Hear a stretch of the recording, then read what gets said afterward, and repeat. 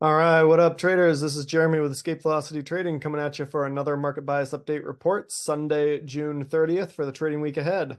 Starting right off, reviewing last week. Be completely honest, I got kicked in the face, and this is a cautionary tale for anyone trading when they are not in a good mental space. I have just been absolutely exhausted the last few weeks and have honestly made some fairly stupid trading decisions and management decisions because of that. So if you learn anything from this entire video, let it be not to trade in the market and put your hard-earned capital to work when you are not fresh and alert and actually able to concentrate very well. Ended up losing just shy of 10,000. It was 9,865 for the week, and that was basically on the backs of two silver futures contracts that I got caught in some pretty significant volatility on, and ended up not managing those positions and not taking my loss when I should have, and let those two trades develop quite a bit further than they should have. Was basically break even for the rest of the week, but ended up taking it on the chin on both of those silver contracts. So word to anyone out there, if you are not feeling like you have your mental faculties all firing on all cylinders, maybe not the best time to trade. That is still something that I'm figuring out, honestly, myself, because as a full-time trader, it's hard to step away from the market because you're obviously not going to make anything if you are not actively engaged. And since this is my full-time career now, it is hard to pull myself back from that. So just sharing from my perspective, it is sometimes hard, even when you know the correct thing to do, to actually do it when you are foggy headed and not sleeping very well. So if that is ever the case for you, learn from my mistake this week and do not trade, or at least scale back your position sizes so that you're not taking your normal sized risk. So with that lesson learned, let's dive into the markets. Looking ahead at the S&P 500 to start off, continuing to trade in a super tight consolidation range, still respecting the 9 EMA. Indicators are showing overbought still, and significantly overbought. This is the furthest our RSI has been above 70 in the last 6 months, and our moving average MACD line has rolled over and is signaling a stall of momentum, although still in the bullish territory. And then these arrows on the chart, I don't talk about very often because these are a proprietary indicator that I have actually coded and am still playing with a little bit, but seeing a little bit of hesitation come back in so far with the yellow arrow right there. Honestly, base case is probably staying between 5,500 and 5,600. I don't see any real reason for a big sell-off. I don't see any real reason, honestly, to break out to new highs. I think we are seeing some sector rotation right now, and we will see that when we get to the heat map in a moment. Going out to the Nasdaq, basically rinse and repeat the exact same thing. We have cooled off from being a little more overextended a couple of weeks ago, actually. Have taken some time off. Let's let it reset a little bit. We are seeing a little bit of weakness, a little bit of pullbacks in some of the AI type stocks, semiconductor stocks, stuff like that, that are obviously overweighted in the NASDAQ area of the market. So as those have chilled out, it has led to the RSI simmering down just a bit, but is still obviously overextended, just like the S&P. Honestly, still base case, basically just range bound here between 19,900 and just over 20,000. Going out to the Russell. Russell is actually starting to wake up and might start to get interesting here. We do need to get back above our diagonal trend line here before I will start being really interested. But if we drop this out to a weekly chart, this is actually cleaning up quite well. We have a higher pivot low right here within the overall consolidation of this triangle pattern that has been forming. And if we do break out to the upside on this, there is some potential for the Russell 2000 to play some catch up in the market. And I think it is going to have its time relatively soon. Might not be this week, but relatively soon, I think the Russell 2000 is going to wake up. And honestly, I think that is probably going to come as we get closer to the idea of rate cuts coming out of the Federal Reserve.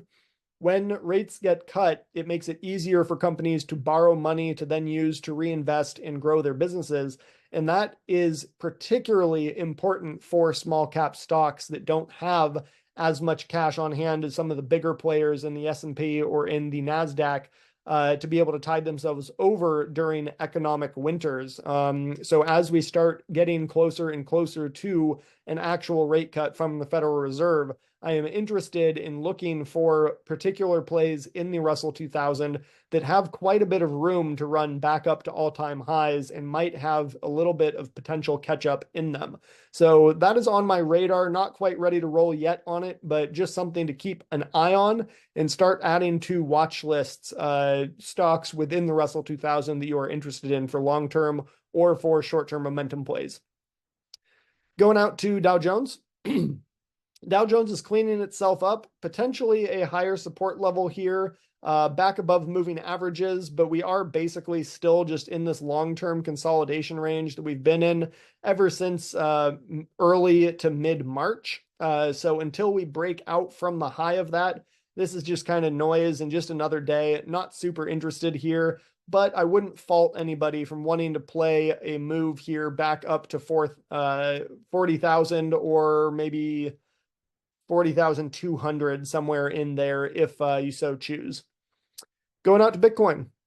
Bitcoin firing off here today just within the last hour or two, and had a little bit of a low base, threatening to break down on Friday, and now firing back off. Base case is probably back up into the 65,500, 65,700 range, coming back up into our important moving averages on both the daily chart, and if we toss this out to a weekly chart, you can see the 20 SMA right here currently at 65,222, so just over 65,000.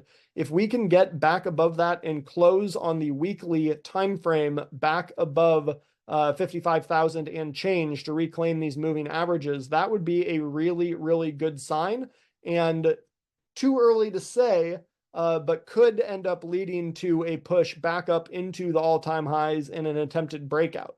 Right now, if we drop back to the daily chart, it is too early to tell if this is just firing off from the lows because we were overextended to the downside and had just gotten absolutely butchered over the last couple of weeks and would pop back up into the 20 period daily and then roll over. So we're not sure yet if this is going to be a bearish retracement that is then going to roll over and confirm lower once more, or if this is the start to something new. But this should be on your radar now. It is cleaning itself up. There's momentum starting to come in. So we want to see how the volume indicator comes in. We want to see how the volume comes in for the next day or two on this. If it is able to get back above the 20 SMA and close above that, or like last time this happened, if it pushes up dojis and then rolls back over. So that's going to be the tell one way or the other. Do we close above it and start to build momentum, or do we come up into that resistance, hold it, and then roll over with a doji, some kind of signal candle, and then moving back lower? Anyways, important to keep an eye on because I think there is potential for development here. And similarly, if we go out to Ethereum, Ethereum honestly actually looks a little better to me than Bitcoin does. And we've already broken our diagonal resistance here. We've held the 50. We have a lot of moving average support just underneath today's candle. We're firing off, and we are basically at that test of the 20 SMA right now. And if we drop Ethereum out to our weekly chart, you can see on the weekly chart, it still hasn't done anything wrong. And this is actually still a higher potential support zone versus the previous one, which signals uptrend is intact and that this is just simple consolidation. So if this week on the weekly time frame closes above the doji's high here, it would be base case scenario pushing back up to 4,000.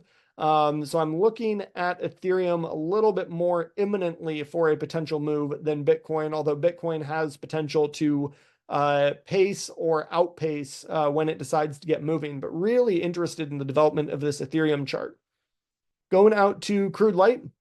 Crude light is pushing back up into a resistance zone. We've basically just had a little triangle pattern here with increasing support, underneath a stable horizontal resistance. And if we are able to break out and close basically above 82, if we get a close on the daily chart above 82, I think this is ready to go. And we should see a quick trip up to 84 and change, and then probably up to around 86. So really like the look of crude light. And because of that, really, really interested in oil stocks in general right now. So think Chevron, ExxonMobil, Phillips 66, just to name a few, Valero. All of those are going to be on my radar. And XLE, the ETF for the energy space, has potential to develop here, and a breakout above 80, or excuse me, above 82, no, excuse me, 92 and 30 cents. So if we can get back above the 50-period moving average on the daily chart here at 92 and 30 cents, that would also break above our diagonal resistance line that is held ever since the beginning of April.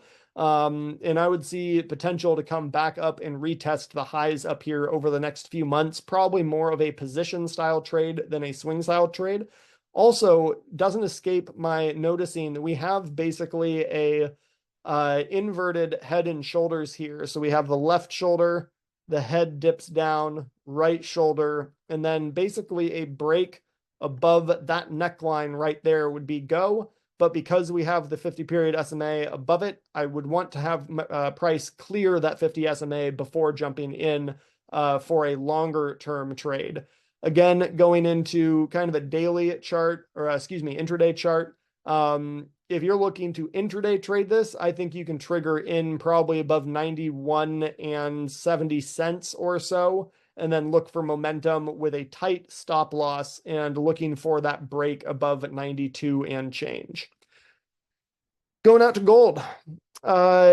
Gold's still just kind of chopping around. Hasn't done anything wrong necessarily. We do have support pretty strongly at 2,300 right here, and have gotten to the point where we are moving back into all the moving averages here, but we also have the cluster of moving averages and our diagonal resistance line. So it's still got some work to do before I'm interested. If we get a close on gold above 23, let's call it 23.65, I will be interested in playing this to the upside once more. But until we get a close above 23.65, I think it is still just a wait and see, and we need to just make sure the support continues to hold until that happens.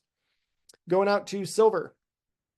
Silver, rinse and repeat, exact same thing from gold. It has reclaimed its 50 barely, but it is getting pinched between its 9 and 20 on the upper side and the 50-period moving average on the lower side. We do have support just underneath the 50-period moving average around 28 and 85 cents.